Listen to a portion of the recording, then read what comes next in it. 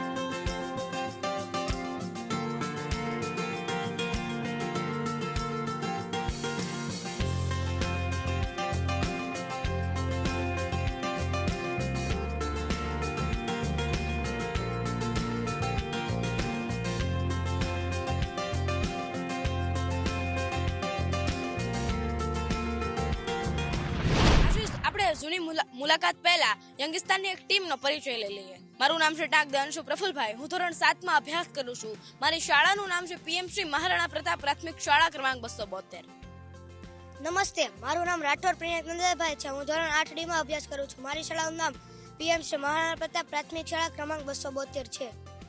નમસ્તે, મારું નામ છે દેસાઈ અંશ પરિમલભાઈ. હું ધોરણ 8માં અભ્યાસ કરું છું અને મારી શાળાનું નામ છે પીએમસી મહારાણા પ્રતાપ પ્રાથમિક શાળા ક્રમાંક 272.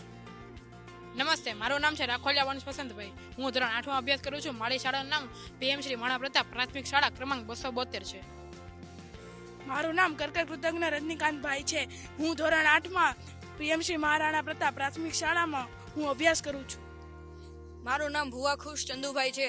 હું મહારાણા પ્રતાપ પ્રાથમિક શાળામાં અભ્યાસ કરું છું.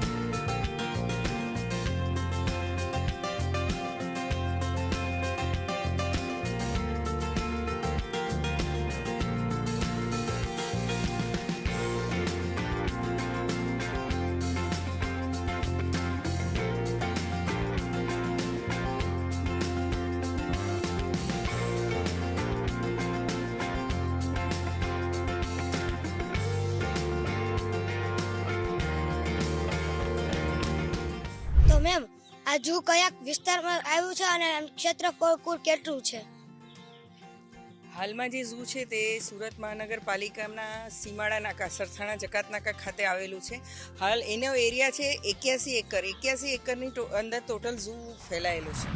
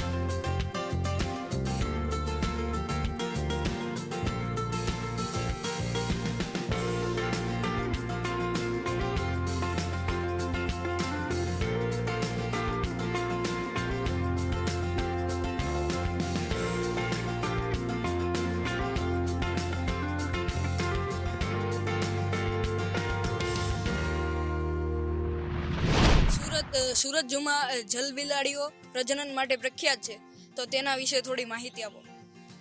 આપણી પાસે 2006માં ફ્લડની અંદર આપણી પાસે 3 જળ બિલાડી રેસ્ક્યુ કરીને આવી હતી. 2008થી આપણા અહીં સુરત ઝૂમાં જળ બિલાડીનું સફળ પ્રજનન થાય છે.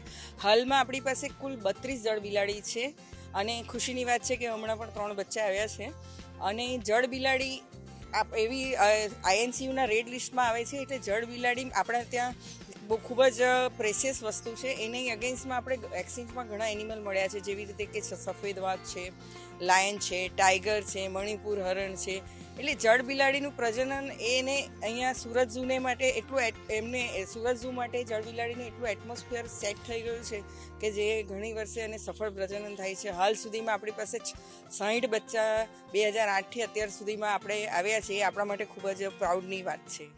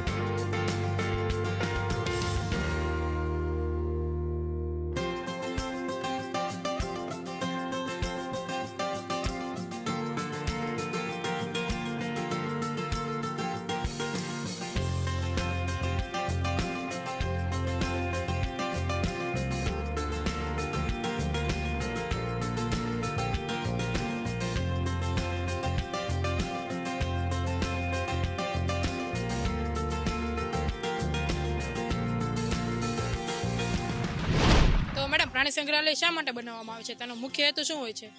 પ્રાણી સંગ્રહાલય જૂના જમાનામાં જ્યારે એન્શિયન્ટ જમાનામાં છે, તો પ્રાણી સંગ્રહાલય પબ્લિકને જોવા માટે કે ફરવા માટેના એક સ્થળ તરીકે એ કરતા હતા. હાલમાં જે આપણા ભારત સરકારના જે નિયમ મુજબ પ્રાણી સંગ્રહાલય કન્ઝર્વેશન, બ્રીડિંગ, એજ્યુકેશન અને અવેરનેસ તરીકે કરવામાં આવે છે કે આપણી જે ભારતની આગલી પેઢી છે, જે તમારી પેઢી છે, તમારા પછીની પેઢી છે, એ લોકોને પ્રાણીઓ વિશેની જે જાગૃતતા કેળવાય, પ્રાણીઓ માટે જાગૃતતા કેળવાય અને પ્રાણીઓ વિશેની માહિતી મળી શકે અને પર્યાવરણ પ્રત્યે એ લોકોનું જે અવેરનેસ કેળવાય. એટલે પર્યાવરણ જાળવણી માટે શું કરવું જોઈએ અને શું એ બધી એ લોકોને માહિતી મળે અને એનિમલ વિશેની ટોટલ માહિતી મળે. અને એનિમલનું કન્ઝર્વેશન, બ્રીડિંગ મતલબ વાઇલ્ડમાં જે પ્રજાતિઓ લુપ્ત થતી જાય છે તેઓને પ્રાણી સંગ્રહાલયની અંદર એક સરસ એટમોસ્ફિયર આપીને એમનું બ્રીડિંગ કરાવી અને એ પ્રજાતિને એ રાખી અને ફરી પાછું વાઇલ્ડમાં રિહેબિલિટ કરવા. એટલે પ્રાણી સંગ્રહાલયનો હેતુ એમ ખૂબ જ વૈજ્ઞાનિક અને ખૂબ જ મોટો છે.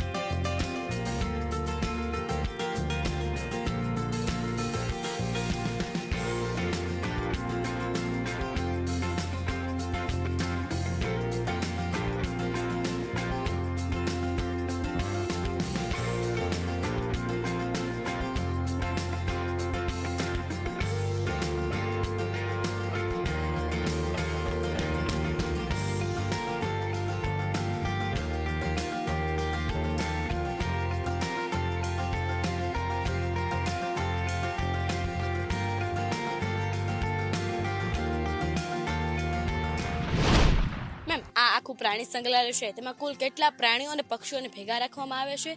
સાથે સાથે જેમ આપણે અલગ અલગ ઋતુમાં અલગ અલગ સારવાર લઈએ છીએ, અલગ અલગ ખોરાક લઈએ છીએ, તેમ અલગ અલગ ઋતુમાં પ્રાણીઓની કાળજી કેમ રાખવામાં આવે છે? હાલમાં આપણી પાસે પ્રાણી સંગ્રહાલયમાં કુલ 57 પ્રજાતિના 473 પશુ પક્ષીઓ છે અને દરેક રીતે જે રીતે આપણને શિયાળામાં ઠંડી લાગતી હોય છે, ઉનાળામાં ગરમી લાગતી હોય છે, ચોમાસામાં ખૂબ વરસાદમાં બીમારીનું વાતાવરણ, એવી રીતે વાતાવરણની અસર પશુ પક્ષીઓ પર થતી હોય છે. એને માટે શિયાળામાં આપણે હુંફાળું વાતાવરણ રહી શકે અને ઘણીવાર છે શિયાળામાં પ્રાણી પક્ષીઓનો ખોરાક વધી જતો હોય તો ખાસ કરીને એને ડાયટ પર વધારે ધ્યાન આપીએ છીએ. ઉપરાંત શિયાળામાં જે હરણકુળના પક્ષીઓ છે, પ્રાણીઓ છે, તેની અંદર અમે ટાપણાની વ્યવસ્થા કરીએ છીએ. પક્ષીઓમાં અમે બલ્બની વ્યવસ્થા કરીએ છીએ. તેમજ વાઇલ્ડ જે એનિમલ છે વાઘ, સિંહ, એની અંદર અમે હીટરની વ્યવસ્થા કરીએ છીએ. ઉપરાંત જે હરણકુળના પક્ષીઓ છે એની અંદર અમે બેડિંગની વ્યવસ્થા કરીએ છીએ જેથી એ જમીન પર બેસે તો એમને ઠંડુ નહીં લાગે. આ ઉપરાંત એ લોકોના ખોરાકમાં પણ અમે વાતાવરણ પ્રમાણે મિનરલ મિક્સચર છે, આ ઉનાળાની અંદર ગરમી બહુ પડે છે તો ડિહાઇડ્રેટ ના થાય એ માટે જ્યુસી ફ્રૂટ આપીએ છીએ, ઇલેક્ટ્રલ પાવડર આપીએ છીએ.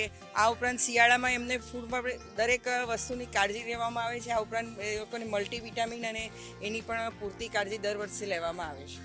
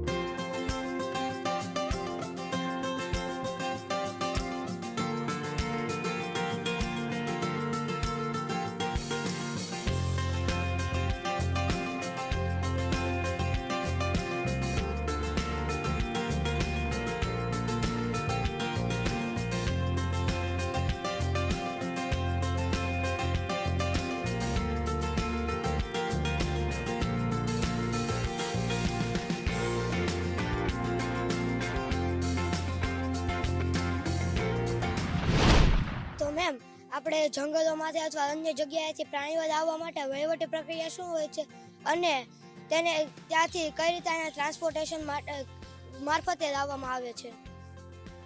એકચ્યુઅલી એમ જોવા જઈએ તો પ્રાણીઓને આપણે સીધા જંગલમાંથી લાવી શકતા નથી.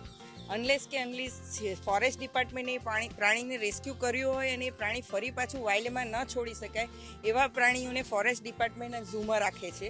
એટલે આપણે જે માનીએ છીએ કે પ્રાણીઓ ઝૂમાં વાઇલ્ડમાંથી લાવવામાં આવતા હોય છે એવું નથી હોતું. દરેક પ્રાણી ઝૂમાં એ એનિમલ એક્સચેન્જની પ્રક્રિયા હોય છે. ધારો કે આપણે કોઈક એનિમલ આપીએ અને એની સામે આપણે બીજા ઝૂમાંથી એનિમલ લેવાના હોય, આ પ્રક્રિયા હેઠળ આપણે પ્રાણીઓ મેળવતા હોય છે. આ પ્રક્રિયા માટે પણ આપણે છે ભારત સરકારના સેન્ટ્રલ ઝૂ ઓથોરિટીનું જે સંસ્થા છે એની આપણે મંજૂરી લેવી પડતી હોય છે અને દરેક એની વહીવટી ફોલો કરવા પડતા હોય છે. જે રીતે ત્યારે કે આપણે આ એનિમલ આપવાના છે, એની સામે આપણે આ એનિમલ લેવાના છે, એને માટેનું આપણે બંને ઝૂનું બંને ઝૂનું એ પણ જોઈતું હોય છે, પરમિશન જોઈતી હોય છે, અને ઉપરાંત CZAની પણ પરમિશન જોઈતી હોય છે. CZA એવી સંસ્થા છે કે તેની પરમિશન વગર આપણે કોઈ પણ પ્રાણીને એક્સચેન્જ કરી શકતા નથી.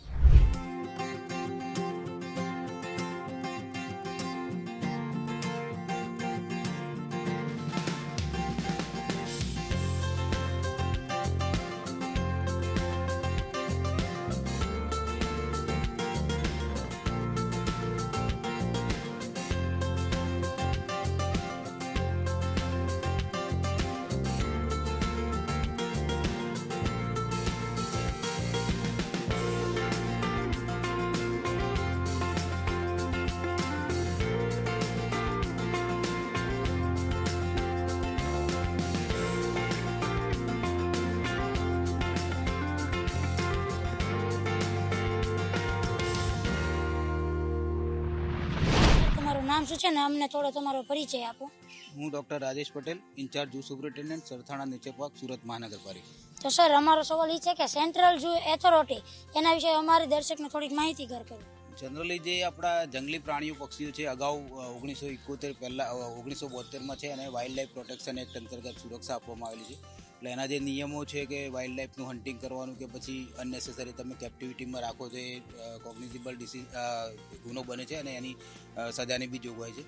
એ જ જે વાઇલ્ડ લાઇફ પ્રોટેક્શન એક્ટ 1972માં બને તો એના અંતર્ગત સેન્ટ્રલ ઝૂ ઓથોરિટીની રચના કરવામાં આવેલી છે. એક સ્ટેશનરી બોડી છે જે મિનિસ્ટ્રી ઓફ એન્વાયરમેન્ટ એન્ડ ફોરેસ્ટના અંડરમાં આવે છે અને ભારતભરના જે અગાઉ ઝૂ હતા નાની જગ્યાઓમાં રાખતા હતા, પ્રાણીઓની વ્યવસ્થિત કેર નહીં થતી હતી, જે બેઝિક મિનિમમ ફેસિલિટીની ઉણપ દેખાતી હતી અને ધ્યાનમાં રાખીને CZAની રચના કરવામાં આવેલી છે.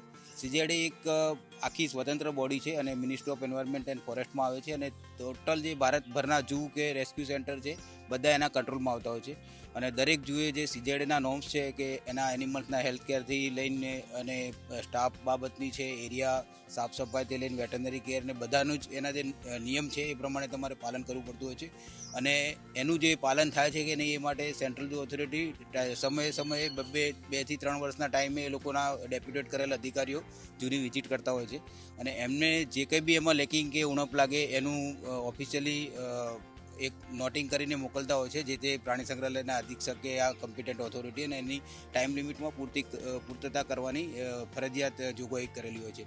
સેન્ટ્રલ ઝૂ ઓથોરિટી માત્ર જે મેનેજમેન્ટ છે એની પણ એનું જે સાયન્ટિફિક મેનેજમેન્ટ થાય એ માટે બી એ લોકોએ સ્ટાફની બધી જોગવાઈ રાખેલી છે. એ સિવાય ઘણા જે ઝૂ છે એમાં કન્ઝર્વેશન બ્રીડિંગ એલોટ કરતા હોય છે, એના માટે ફંડ પણ CZA દ્વારા પ્રોવાઈડ કરવામાં આવતો.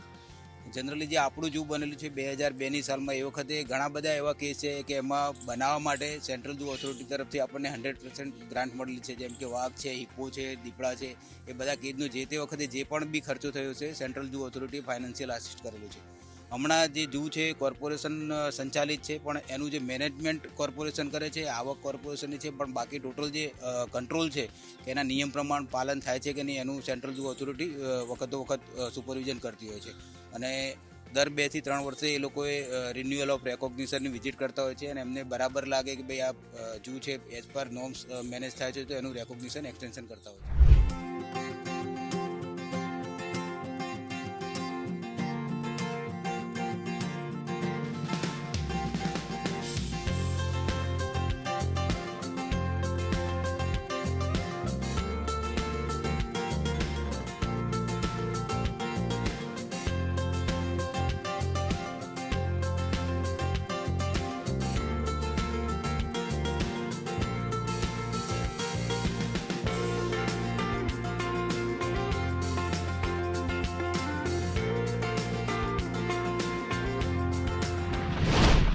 સર, જ્યારે તમે અહીંયા બીજે પ્રાણી સંગ્રહાલય કે ફોરેસ્ટ ડિપાર્ટમેન્ટમાંથી એનિમલ લાવો છો ત્યારે તેની શી કાળજી લ્યો છો?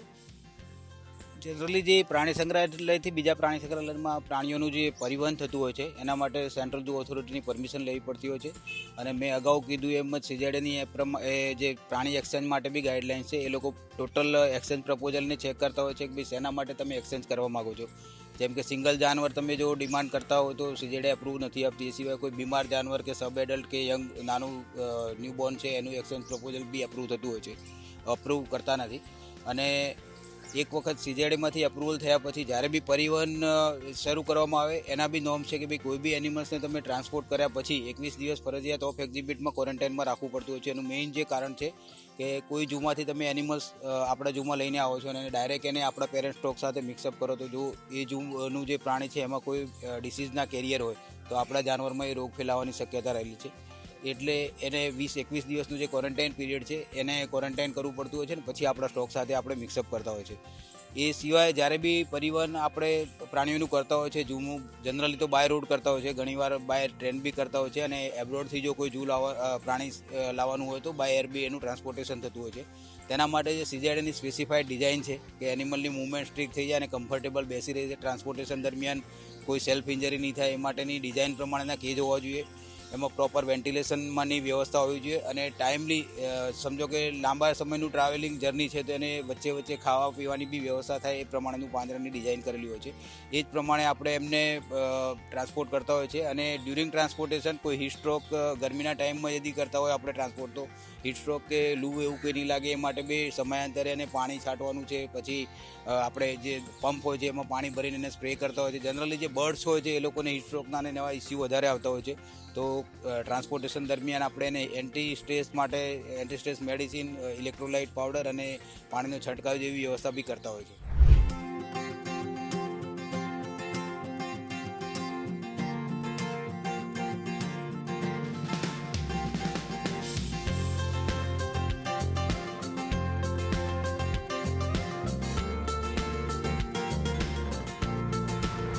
પ્રાણીઓ જ્યારે બીમાર પડે છે ત્યારે આપને ખબર કેમ પડે કે તે બીમાર પ્રાણી છે? જનરલી જે જૂના પ્રાણીઓ છે એ લોકોનું વાઇલ્ડ લાઈફમાં જે વાઇલ્ડના પ્રાણીઓ છે જંગલી એ લોકો હિંસક એટલા હોય છે તે સામાન્ય રીતે રૂટીનમાં તમારું એમનું day to day management monitoring હોય તો જ આઈડિયા હોય. બાકી લાસ્ટ સ્ટેજ સુધી એ લોકો એવા કંઈ બીમારીના સિમ્ટમ બતાવતા હોતા નથી. એટલે જનરલી અમારું જે બી સેક્શન છે એ લોકોના એક સુપરવાઇઝર છે એનું ડે ટુ ડે જે ખોરાક લે છે, આજે નાખ્યો તો કેટલો ખાધો નહીં ખાધો એનું મોનિટરિંગ ડેલી થતું હોય છે. એ સિવાય એનું જે બિહેવિયર છે ઓપન યાર્ડમાં છોડીએ ત્યારે કે કોઈ વાર પગે કંઈ વાગી કર્યું હોય તો લંગડું ચાલતું હોય યા પછી એક કોર્નર પર બેસીને એની મૂવમેન્ટ ઓછી કરી દીધી હોય તો એના પરથી અમને લોકોને આઈડિયા આવતો હોય છે કે જાનવરમાં કંઈક તકલીફ છે બીમારી જેવું.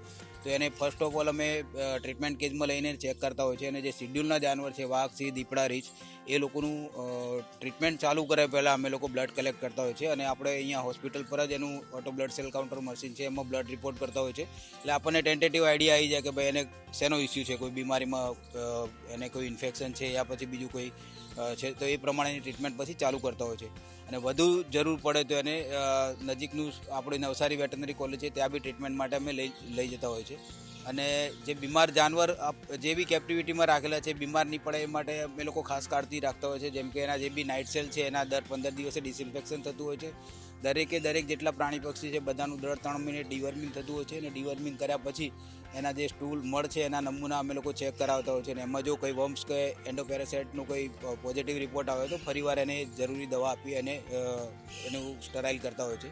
એ સિવાય જે બી ઓપન યાર્ડ છે એનું દર 3 થી 4 મિનિટ ડિસઇન્ફેક્શન કરવામાં આવે છે. એમાં ચૂનાની ફાંક છે, કોસ્ટિક સોડા છે, પછી એક કોર્સોલિન કરીને કેમિકલ આવે છે એનો છંટકાવ કરીને આપણે વાઇલ્ડમાં કે કેપ્ટિવિટીમાં જે બીમાર નહીં પડે એ માટે આગોતરી પગલાં લેતા હોય છે.